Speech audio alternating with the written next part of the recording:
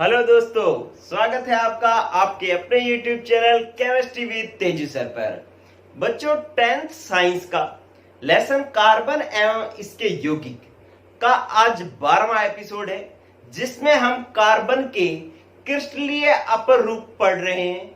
पहले एक अपर रूप हीरा जो है वो हमने पढ़ लिया। आज बारी है ग्रेफाइट की। किसकी बारी है? ग्रेफाइट की। बहुत ही महत्वपूर्ण है, 10th बोर्ड एग्जाम में बहुत बार इसका प्रश्न पूछा जाता है। चलिए बच्चों, ग्रेफाइट जो है इसके बारे में बातें लिखना शुरू करते हैं। नंबर 1 पॉइंट, ग्रेफाइट शब्द जो है वो ग्रेफो से बना है, जिसका अर्थ होता है लिखना। इसका अर्थ क्या होता है? ग्रेफो से बना है जिसका अर्थ होता है लिखना। लिखना का क्या मतलब है कि हमारी जो लिखने वाली पेंसिल होती है और पेंसिल की जो नोक बनी होती है वो किसकी बनी होती है? ग्रेफाइट की बनी होती है। पेंसिल की जो आगे वाली नोक जिससे लिखा जाता है वो किसकी बनी होती है? ग्रेफाइट की। तो आपको पहली बात जो पता लगी वो क्या पता लगी कि ग्रेफाइट जो शब्द है वो ग्रेफो से बना हुआ है, जिसका अर्थ है लिखना। क्यों? क्योंकि हमारी जो पेंसिल जिससे हम लिखते हैं उसकी नोक ग्रेफाइट की बनी होती है। ठीक है बच्चों, इसके बाद दूसरा पॉइंट। अब जो पॉइंट है ना, ये मैंने ग्रेफाइट की संरचना आपके सामने बना रखी है, उसको हमने देखना है और इसके बारे में लिखना है। चलिए, इसके अंदर क्या है कि आप देख पा रहे हैं कि ये एक कार्बन है। ठीक है, ये इधर भी एक बंध से जुड़ा होगा। ये कहता है कि एक कार्बन 3 अन्य कार्बनों से जुड़ा होता है। जहां जहां मैंने बिंदु लगा रखे हैं ये क्या है? कार्बन। कि ग्रेफाइट में एक कार्बन 3 अन्य कार्बन से जुड़ करके षटकोणीय वलय का निर्माण करता है। देखो, एक वलय बन रही है, यूं यूं यूं यूं, ऐसे।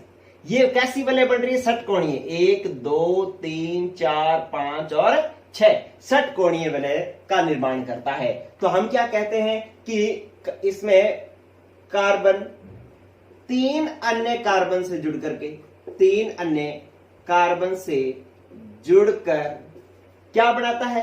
षटकोणीय वलय का निर्माण करता है, या षटकोणीय परतीय संरचना का निर्माण करता है। परतीय संरचना का निर्माण करता है। ठीक है, आप देख ले कि ये पूरी की पूरी एक परत बन रही है। षटकोणीय वलयों की क्या बन रही है? एक परत बन रही है। तो षटकोणीय है और पूरी परत बन रही है। एक कार्बन 3 अन्य कार्बन से जुड़ा हुआ है इसमें। हालांकि कई 2 ही दिख रहे हैं, लेकिन वो 3 से जुड़े हुए हैं। आप मतलब एक कईयों को प्रदर्शित कर नहीं सकते, ऐसे बढ़ाते जाएंगे तो बहुत बढ़ता जाएगा। आप ज्यादातर देखें, जैसे ये कार्बन देखो 3 से जुड़ा हुआ है, बीच वाले जितने कार्बन है लगभग 3 कार्बन से जुड़े हुए हैं। तो आपको दूसरा पॉइंट याद करने की जरूरत नहीं है बच्चों, आपके सामने दिखा हुआ बना हुआ है कि प्रत्येक कार्बन 3 अन्य कार्बनों से जुड़ करके षटकोणीय वलय का निर्माण करता है, और ये षटकोणीय वलय मिलकर के एक परत का निर्माण करते हैं। तो आप चाहे ऐसे लिखो, षटकोणीय वलय का निर्माण करता है, वलय का निर्माण करते हैं, और ये वलय षटकोणीय वलय मिलकर के क्या करते हैं? मिलकर परत का निर्माण करते हैं। परत का निर्माण करते हैं। ठीक है बच्चों, और इसके बाद तीसरी बात समझें कि इसमें कार्बन के पास कितने इलेक्ट्रॉन होते हैं? बाहर तंकोश में कार्बन के बाहर 4 इलेक्ट्रॉन होते हैं बच्चों। ठीक है, तो इसके पास जो 4 इलेक्ट्रॉन है उसमें से एक ने इसके साथ बंध बढ़ा लिया, एक ने इसके साथ बंध बढ़ा लिया, एक ने इसके साथ बंध बढ़ा लिया। इसका मतलब एक इलेक्ट्रॉन क्या पड़ा है? मुक्त पड़ा है। ये मुक्त इलेक्ट्रॉन जो है, कार्बन की संयोजकता कितनी होती है? 4। तो अपनी 4 संयोजकता करने के लिए यहां पर द्विबंध बना लेता है। सब जगह हर कार्बन के साथ 4-4 बंध है, लेकिन प्रदर्शित नहीं कर रहे हैं हम। ठीक है, एक जगह मैंने प्रदर्शित कर दिया है। तो क्या होता है कि कार्बन जो है वो क्या करता है कि अपनी 4 संयोजकताएं पूरी करने के लिए, 4 संयोजकताएं पूरी करने के लिए द्विबंध का निर्माण करता है। द्विबंध का निर्माण करता है। ठीक है, तो इसकी जो है देखो, अगर मान लो ये वाला बंध नहीं बनाता तो कितने बंध बन रहे थे, 1 2 3 ही बन रहे थे, तो इसने द्विबंध बना करके क्या कर लिया, अपनी 4 संयोजकताएं पूरी कर ली। ठीक है बच्चों, तो आपके पास ये जो 3 पॉइंट है इसका ले लो आप स्क्रीनशॉट, इसको साफ करके मैं नेक्स्ट पॉइंट लिखना शुरू करता हूं बच्चों। पहला, इसका अर्थ इस ग्रेफो से बना है, जिसका अर्थ है लिखना, क्योंकि पेंसिल की नोक जो है ग्रेफाइट की बनी होती है। एक कार्बन 3 अन्य कार्बन से जुड़ करके षटकोणीय वलय का निर्माण करते हैं, और ये षटकोणीय वलय मिलकर के एक पूरी परत का निर्माण करती हैं। इसमें कार्बन अपनी एक संयोजकता पूरी करने के लिए 3 तो बंध बना लेता है, लेकिन चौथी संयोजकता पूरी करने के लिए एक जगह द्विबंध, ये दूसरा बंध बना लेता है, द्विबंध का निर्माण करता है। चलिए 3 पॉइंट हो गए आपके पास, इसको जो है स्क्रीनशॉट लेकर के इनको आप लिख लेंगे। चलिए बच्चों, अब आप देखो कि चौथा पॉइंट क्या है। चौथा पॉइंट ये कहता है कि ये जो परतें होती है ना, ये जो परतें होती हैं, ये एक परत, ये दूसरी परत, ठीक है, इन परतों के बीच में यहां जो मैंने ये डॉट डॉट करके लगाए हैं, ये क्या है, दुर्बल बंध है। ठीक है, तो 2 परतों के बीच में, 2 परतों के बीच दुर्बल बंध होते हैं, दुर्बल बंध होते हैं, कमजोर बंध होते हैं, दुर्बल बंध उपस्थित होते हैं। ठीक है, कमजोर बंध होते हैं। कमजोर बंध होने की वजह से ये परतें एक दूसरे पर क्या हो जाती हैं, फिसल सकती है। जैसे ये एक परत होगी, दूसरी परत ये होगी, इनके बीच में बंध कमजोर है तो एक दूसरे पर क्या हो जाएंगे, फिसल सकते हैं। ठीक है, उपस्थित होते हैं। इसलिए ये परतें एक दूसरे पर या परस्पर दूसरे पर फिसल सकती हैं। ठीक है, फिसलती है, या आप ऐसे लिखो, फिसलती है। ठीक है, जब फिसलती है तो ऐसे ऐसे चिकना लगेगा। आप पेंसिल को घिस करके ना हाथ में लेकर के ऐसे ऐसे करके दिखाओ, आपको लगेगा बहुत मुलायम और चिकना सा महसूस होगा। ठीक है, तो आप कहेंगे अतः ग्रेफाइट जो है, अतः ग्रेफाइट, आपने चाहे अगला पॉइंट कर लो, 5वां पॉइंट। इसलिए ग्रेफाइट जो है, ग्रेफाइट एक तो क्या होता है, फिसलनदार होता है, फिसलनदार होता है। मतलब क्या है कि ये जो है फिसल सकता है, या हम इसको कहते हैं कि ये कैसा होता है, चिकना होता है। ठीक है, और आप एक पॉइंट लिख सकते हो कि ग्रेफाइट जब एक दूसरे पर फिसल सकता है तो इसलिए ग्रेफाइट कैसा हुआ, मुलायम। ग्रेफाइट कैसा हो जाता है, मुलायम। और हीरा देखो, हीरा क्या था, सबसे ज्यादा कठोर था। ठीक है, और ग्रेफाइट क्या है, मुलायम, क्योंकि परतें एक दूसरे पर फिसल रही है तो यूं यूं ये एक दूसरे पर फिसल सकता है, इसलिए चिकना भी है और मुलायम भी है। ठीक है, अब एक और पॉइंट देखो बच्चों कि इस जैसे चिकने पदार्थ का उपयोग हम कहां करते हैं, ग्रीस के रूप में, ग्रीस के रूप में करते हैं ना चिकने पदार्थ का उपयोग। जैसे आप मान लो टायर के अंदर ग्रीस लगाते हैं जिससे उसका घूमना आसान हो जाता है ना, चिकना हो जाता है टायर, तो बैरिंग के अंदर ग्रीस लगता है, काला होता है, पूरा पूरा काला दिखाई देता है हमें। ठीक है, तो ये भी जो है चिकना होने के कारण एक ग्रीस के रूप में काम करता है। लेकिन ये वो जैसे टायर में डलने वाला ग्रीस तो गीला सा होता है ना, ये गीला नहीं होता, ये ड्राई होता है, शुष्क होता है। ठीक है, तो इसलिए इस ग्रेफाइट का उपयोग शुष्क ग्रीस को हिंदी में कहते हैं स्नेहक, शुष्क स्नेहक के निर्माण में किया जाता है। ठीक है, शुष्क स्नेहक के निर्माण में किया जाता है। अगर आपके पास पेपर में प्रश्न आ जाए कि ग्रेफाइट का उपयोग शुष्क स्नेहक के रूप में क्यों किया जाता है, तो आप कहोगे कि ग्रेफाइट की परतीय संरचना होती है और परतों के बीच में दुर्बल बंध होते हैं, इसलिए परतें एक दूसरे पर क्या हो जाती हैं, फिसल सकती हैं, इसलिए ये चिकना होता है। और चिकना होता है तो इसलिए इसका शुष्क स्नेहक के निर्माण में इसका उपयोग किया जाता है। ठीक है, तो ये बात भी हो गई। फिर 8वां पॉइंट एक और नोट कर लेना बच्चों कि आप अगर पेंसिल को थोड़ा सा गौर से देखो तो उसके अंदर थोड़ी सी चमक होती है, तो इसलिए ये एक चमकदार भी होता है, चमक होती है इसके अंदर। और एक और चीज 9वां पॉइंट और देख लो कि इस पेंसिल की जो नोक होती है उसका रंग कैसा होता है, काला होता है क्या, नहीं, पूरा काला नहीं होता, धूसर काला होता है। कैसा होता है, धूसर काला होता है। ठीक है, जिसको हम कार्बन ब्लैक कहते हैं इंग्लिश में, तो धूसर काले रंग का होता है ग्रेफाइट। चलिए अब आप देखो कि अपने पास ये कितने पॉइंट हो गए? 9। ये पॉइंट आपको सबको समझ में आ गए? स्क्रीनशॉट ले लो बच्चों। इसको देख देख करके हम लिख रहे हैं, इसलिए आपको कोई भी विशेष बात याद करने की आवश्यकता नहीं है।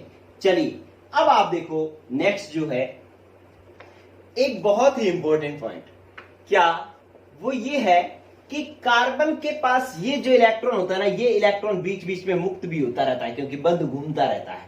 ठीक है, तो ये जो है आप क्या कहोगे कि ग्रेफाइट में कार्बन के पास जो है वो क्या होता है? एक मुक्त इलेक्ट्रॉन होता है, मुक्त इलेक्ट्रॉन होता है, तथा परतों के बीच दूरी अधिक होती है, तथा परतों के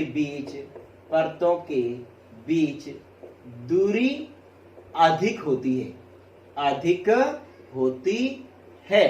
ठीक है, इसलिए यह विद्युत का सुचालक होता है, विद्युत का सुचालक होता है। क्या मतलब है सुचालक होने का बच्चों? कि अगर आप पेंसिल की नोक को निकाल दो, बीच में से निकाल करके, और अगर आप लाइट वाले प्लग में डाल करके उसके दूसरी तरफ हाथ लगाओगे तो आपको करंट आएगा। करना मत ऐसा, आपको इसका करंट आएगा। करंट आने का मतलब क्या है? कि इसका मतलब ये हो गया कि वो क्या हो रहा है, उसमें से धारा का प्रवाह हो रहा है, विद्युत प्रवाहित हो रही है, इसलिए विद्युत का क्या है? सुचालक। और किसी में से करंट पास हो, इसके लिए जरूरी होता है कि उसके पास क्या हो? मुक्त इलेक्ट्रॉन, और उन इलेक्ट्रॉनों के घूमने के लिए जगह भी होनी चाहिए। तो इसके पास दोनों चीजें, क्या कार्बन के पास एक मुक्त इलेक्ट्रॉन भी पड़ा है और परतों के बीच में दूरी ज्यादा होने के कारण इलेक्ट्रॉन के घूमने की जगह भी है। तो इसलिए वो कह रहा है कि कार्बन के पास एक मुक्त इलेक्ट्रॉन होता है ग्रेफाइट में, और परतों के बीच अधिक दूरी होती है, इसलिए विद्युत का सुचालक होता है। एक जो कार्बन होता है ना बच्चों, ये एक अधातु है, धातु नहीं है ये। जैसे लोहा, एल्यूमिनियम, कॉपर, ठीक है, घरों में जो तारें लगी होती है वो कॉपर की लगी होती हैं, तो ये क्या है? धातुएं। और कार्बन एक लोहे की तरह कोई धातु नहीं है, ये अधातु है। ठीक है, धातुएं जो होती है ना, उसमें धारा का प्रवाह या विद्युत का प्रवाह जो है वो इलेक्ट्रॉनों की सहायता से होता है, इसलिए उनको इलेक्ट्रॉनिक चालक कहते होते हैं, धातुओं को। लेकिन यहां पर कार्बन क्या है? एक अधातु है, और फिर भी ये विद्युत का इलेक्ट्रॉनिक चालक है, इसलिए ये विशेष एग्जांपल हो जाता है। ठीक है, तो क्या आप लिख सकते हो कि इसलिए ग्रेफाइट जो है एक अधातु होते हुए भी क्या है? विद्युत का कौन सा चालक है बच्चों? इलेक्ट्रॉनिक चालक है। कैसा चालक है? इलेक्ट्रॉनिक चालक है। वैसे इलेक्ट्रॉनिक चालक कौन होते हैं? इलेक्ट्रॉनिक चालक होती हैं बच्चों धातुएं, लेकिन ग्रेफाइट कार्बन का बना हुआ है और कार्बन एक अधातु है, फिर भी ये क्या है? विद्युत का इलेक्ट्रॉनिक चालक है। ये बहुत ही स्पेशल एग्जांपल है। आपसे प्रश्न पूछा जाएगा कि ग्रेफाइट विद्युत का सुचालक होता है, क्यों? तो आप कहोगे क्योंकि इसके पास एक मुक्त इलेक्ट्रॉन होता है और परतों के बीच दूरी होती है। ठीक है, आपको कहेगा कि ऐसा एग्जांपल बताओ जो अधातु है लेकिन विद्युत का इलेक्ट्रॉनिक चालक है, तो आप क्या एग्जांपल बताओगे? ग्रेफाइट। ठीक है बच्चों, तो इस तरीके से ये आपके लिए 10वां पॉइंट जो है वो बहुत ही महत्वपूर्ण था। इसका जो है कई बार क्वेश्चन पूछा जाता है। चलिए, तो ये हो गए भाई इसके ग्रेफाइट के गुण। चलिए, अब इस ग्रेफाइट के उपयोग क्या है? ग्रेफाइट के उपयोग देखो बच्चों, इसका जो उपयोग है वो नंबर 1 बात तो उपयोग हो ही गया, जो आप बार बार पढ़ रहे हैं। किसका निर्माण करने में? पेंसिल बनाने में इसका उपयोग होता है। दूसरा उपयोग भी आपने पढ़ लिया, क्या करने में बच्चों? शुष्क स्नेहक के रूप में इसका उपयोग होता है। शुष्क स्नेहक मतलब ग्रीस के रूप में, स्नेहक के रूप में इसका उपयोग होता है। ठीक है, और तीसरा जो है, आपने बच्चों एक जो घरों में आपने बैटरी वगैरह में जो सेल डलते हैं, वो सेल देखा है? उसके अंदर एक काले रंग की एक रोड होती है ना, वो भी ग्रेफाइट की बनी होती है। ठीक है, किसकी बनी होती है? ग्रेफाइट की। बीचों बीच में सेल होता है, सेल को कभी तोड़ो तो एक बीच में एक काली सी रोड निकलती है, एक छड़ सी निकलती है, वो किसकी बनी थी? ग्रेफाइट की। और उसको हम क्या कहते हैं? इलेक्ट्रोड। तो इसका मतलब है ग्रेफाइट का उपयोग इलेक्ट्रोड बनाने में भी किया जाता है। क्या बनाने में? इलेक्ट्रोड। इलेक्ट्रोड के निर्माण में ग्रेफाइट का उपयोग किया जाता है। चलिए बच्चों, चौथा पॉइंट देखो। चौथा पॉइंट है कि इसका उपयोग लोहे पर पॉलिश करने में भी किया जाता है। लोहे पर पॉलिश करने में ग्रेफाइट का उपयोग किया जाता है। जब लोहे पर कई बार पॉलिश करनी हो ना, तो किसका उपयोग किया जाता है? ग्रेफाइट का उपयोग किया जाता है।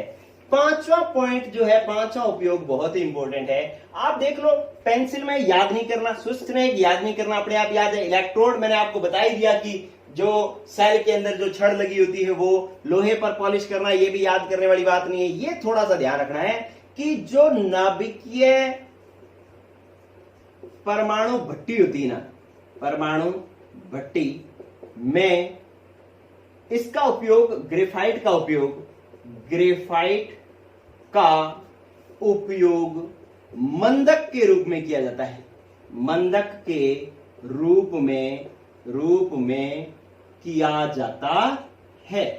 ठीक है, मंदक के रूप में किया जाता है। मंदक के रूप में क्या होता है कि जो परमाणु भट्टियां होती है, जहां पर परमाणु विस्फोट करा करके बहुत ज्यादा ऊर्जा उत्पन्न की जाती है, तो उस परमाणु विस्फोट से कई बार बहुत ज्यादा ऊर्जा उत्पन्न होती है, तो उसको कम करना पड़ता है। तो उसमें कम करने के लिए किसका उपयोग किया जाता है? ग्रेफाइट का उपयोग किया जाता है, जिसको आप आगे पढ़ेंगे। और ठीक है, लेकिन अभी आप ये ध्यान रखें कि जो परमाणु भट्टी होती है उसके अंदर जब बहुत ज्यादा ऊर्जा उत्पन्न होती है, तो उसको लिमिट करने के लिए, उसको सीमित करने के लिए ग्रेफाइट का उपयोग मंदक के रूप में किया जाता है। मंदक मतलब मंदक क्या करता है? उसकी ऊर्जा को कम करता है, मंद करता है। ठीक है, तो इसलिए मंदक के रूप में इसका उपयोग किया जाता है। तो ये ग्रेफाइट हो गया बच्चों कंप्लीट। अब बात आती है इसकी संरचना की।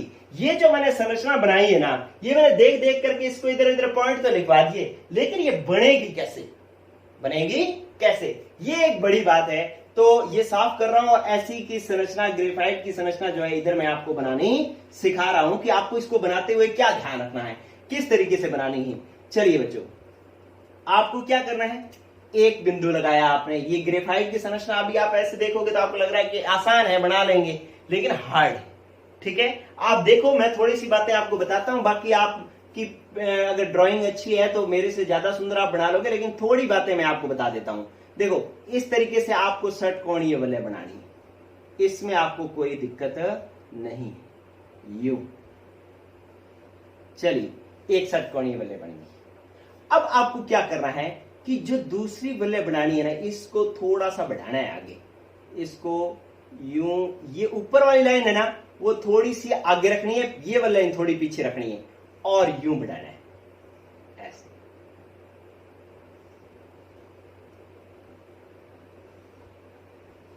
ऐसे, ठीक है। ये वाली लाइन जो है थोड़ी सी इधर रखनी है, और ये वाली लाइन चाहे तो आप इससे थोड़ा सा आगे कर लो, और ये लाइन ऐसे बनाना है। ठीक है, अब आपको क्या करना है कि इससे यहां से एक लाइन इधर खींचनी है ऐसे। ठीक है, इससे इसको पीछे रखना बच्चों। अब आपको ये थोड़ी सी आगे अपने आप ही आ जाएगी, इससे आगे आ जाएगी, और ये वाली लाइन इसके बराबर नहीं रखनी, ये थोड़ी सी आगे लानी है, और फिर इसको, इससे फिर ये वाला पॉइंट जो है वो आगे बन जाएगा यूं, ऐसे और ऐसे। ठीक है, मतलब ये इधर दिखनी चाहिए, ये थोड़ी सी इधर दिखनी चाहिए।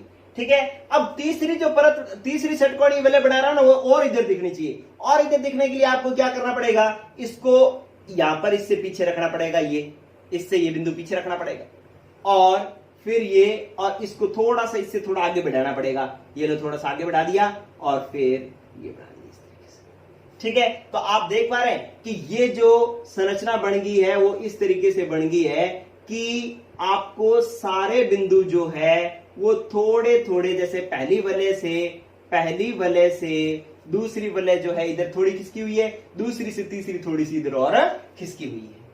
ठीक है, अब आप क्या करो कि इससे यहां पर एक संरचना और बना लो ऐसे।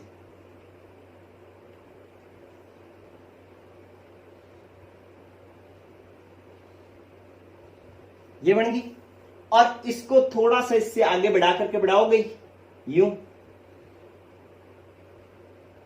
ये लो। हर कोने पर चूंकि कार्बन है इसलिए इसको पूरा डार्क करना है, बड़ा गोला बनाना है। ऐसे नहीं कि छोटी छोटी बिंदियां लगा दो, नहीं, बड़े बड़े गोले लगाने हैं। इस तरीके से, बहुत ज्यादा बड़े भी नहीं, लेकिन यूं इस तरीके से गोले बनाने हैं जो कि हर एक कार्बन को प्रदर्शित करता है। ठीक है, इसको थोड़ा सा मैं, चलिए अब आपको क्या करना है बच्चों कि इसके नीचे ऐसी ही परत इसके नीचे बनानी है, ठीक है, ऐसी ही। आपको पता लगा ना, इसको थोड़ा थोड़ा इधर खिसकाना है, ठीक है, ऊपर वाले से ये नीचे वाली लाइन थोड़ी बड़ी कर दोगे तो ये अपने आप इधर खिसक जाएगा। इससे ये वाली लाइन में थोड़ी सी इधर कर दूंगा तो ये अपने आप थोड़ा सा इधर खिसक जाएगा, ठीक है। अब आप क्या करो कि इसके साथ यूं सीधी फुट्टा लेकर के, स्केल लेकर के और सीधी एक लाइन खींच लेंगे ऐसे, ठीक है, और यहां पर एक बिंदु बनाएंगे और बिल्कुल ऐसी की ऐसी भले यहां पर एक और बना देंगे, यहां पर इस तरीके से बिल्कुल ऐसी की ऐसी भले बना देंगे। आप चाहे तो इसको ऐसे खींच देंगे लाइन, तो आपको पता लग जाएगा कि मेरे को ये बिंदु कहां पर मिलाना है, ठीक है। तो यूं ऐसे खींच दो,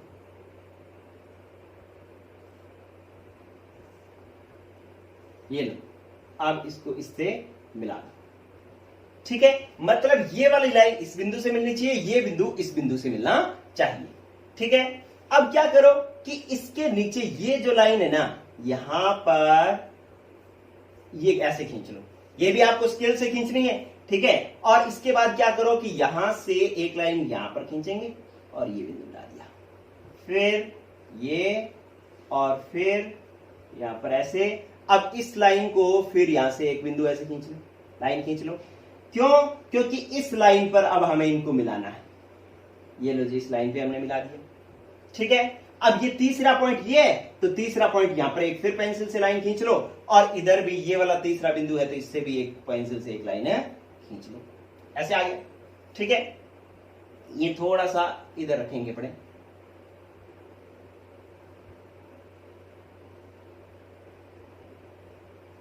ये लो, ये ऐसे आनी चाहिए, ठीक है। अब क्या होगा, ये इस तरीके से और ये ऐसे। चलिए अब आपको क्या करना है, इस बिंदु से इसको मिलाना है, तो यूं मिला दो बस ऐसे, ठीक है। थोड़ा सा आप पेंसिल से फुट्टे से मिलाओगे ना सीधा सीधा, तब जो है आपकी ज्यादा सही बन जाएगी। मेरी थोड़ी सी जो है आपको लाइनें जो है टेढ़ी मेढ़ी नजर आ सकती हैं, बाकी बिल्कुल सही है ये, ठीक है।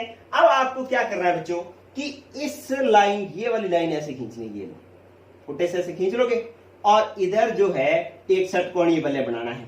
कैसे बनाओगे, ऐसे, ये लो ऐसे, ये बन जाएगा इस तरीके से, ठीक है। और इस बिंदु के सामने जो है एक षटकोणीय बल्ले और बनानी है यहां पर, तो आप ये कैसे बनाओगे, इसको इधर बढ़ा लो, इसको इधर बढ़ाओ और इसको इधर बढ़ाओ, ये लो जी, ये आपके पास ग्रेफाइट की परतीय संरचना बन गई है। ये जो दो बिंदु है ना, ये वाला इससे जोड़ दो ऐसे, और ये वाला बिंदु जो है, ये वाला बिंदु जो है वो इससे जोड़ दो, ठीक है। तो ये आपके पास परतीय संरचना बन गई। कार्बन और कार्बन के बीच में 141.5 पिकोमीटर की दूरी होती है और दो परतों के बीच में जो है 340 पिकोमीटर की दूरी होती है, ठीक है बच्चों। तो आप ये कोशिश करना और ये परतीय संरचना बनाने की कोशिश करना। हालांकि बुक में इसके बीच में एक और परत दे रखी है, वो बनाओगे तो गलत हो जाएगा, इसलिए जो है आप वो बनाने की कोशिश मत करना, ऐसे दो ही परतें बनाना और उनको इस तरीके से मिला लेना। ये भी ग्रेफाइट की बिल्कुल सही संरचना है, आपके नंबर बिल्कुल भी नहीं घटेंगे, ठीक है। तो मेरे को ये आप कमेंट बॉक्स में बताना बना करके कि कितने लोगों से ये संरचना बन गई थी, ठीक है। मैंने आपको तरीका बताया कि इसको थोड़ा थोड़ा इधर खिसकाना है और पहले ये लाइन बनानी है, फिर ये बनाना शुरू करना है नीचे, ठीक है। ऐसा नहीं कि आप सीधा बनाओगे तो ऊपर से लाइनें मिलाओगे वो सीधी मिलेंगी नहीं, ठीक है, तो इसलिए टेढ़ी मेढ़ी हो जाएंगी। तो ये परतीय संरचना कितने लोगों से बन गई ये मुझे कमेंट में जरूर बताना। ओके बच्चों, आज के लिए इतना ही। एक और कार्बन का क्रिस्टलीय आपको रूप रह गया है जिसका नाम है फुलरीन। फुलरीन हम पढ़ेंगे कल। आज के लिए इतना ही। गुड लक बच्चों, पढ़ते रहो।